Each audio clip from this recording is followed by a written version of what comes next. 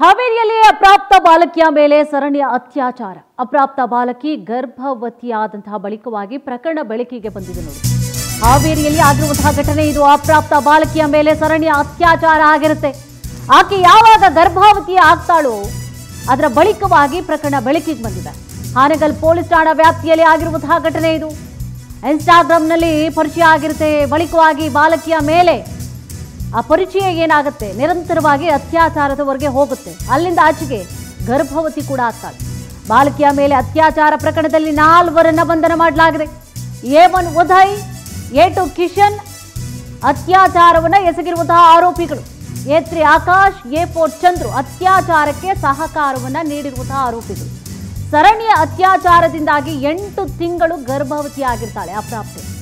ಹಾನಗಲ್ ಠಾಣೆಯಲ್ಲಿ ಪೋಕ್ಸೋ ಪ್ರಕರಣ ಕೂಡ ದಾಖಲಾಗಿದೆ.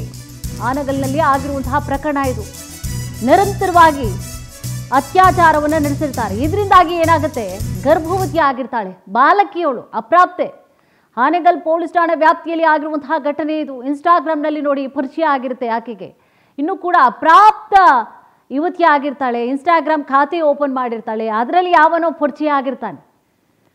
ಸೊ ಆತ ಏನು ಮಾಡ್ತಾನೆ, ತನ್ನ ಸ್ನೇಹಿತನ ಜೊತೆಗೂಡಿ ನಿರಂತರವಾಗಿ ಅತ್ಯಾಚಾರವನ್ನು ಅಥವಾ ಸರಣಿ ಅತ್ಯಾಚಾರವನ್ನು ಮಾಡಿರ್ತಾನೆ. ಬಾಲಕಿಯ ಮೇಲೆ ಅತ್ಯಾಚಾರ ಪ್ರಕರಣದಲ್ಲಿ ಈಗಾಗಲೇ 4 ಬಂಧನ ಮಾಡಲಾಗಿದೆ. A1 ಆಗಿ ಉದಯ್, A2 ಕಿಶನ್ ಅತ್ಯಾಚಾರವನ್ನು ಎಸಗಿರುವಂತಹ ಆರೋಪಿಗಳಾದರೆ, ಇನ್ನು A3 ಆಕಾಶ್ ಮತ್ತು A4 ಚಂದ್ರು ಏನಿದ್ದಾರೆ ಇವರಿಬ್ಬರು ಅದಕ್ಕೆ ಸಹಕಾರವನ್ನು ಕೊಟ್ಟಿರ್ತಾರೆ.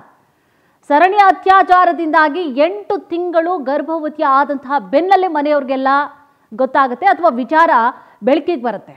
ಹಾನಗಲ್ ಠಾಣೆಯಲ್ಲಿ ಈ ಸಂಬಂಧವಾಗಿ ಪೋಕ್ಸೋ ಪ್ರಕರಣ ದಾಖಲಾಗಿದೆ.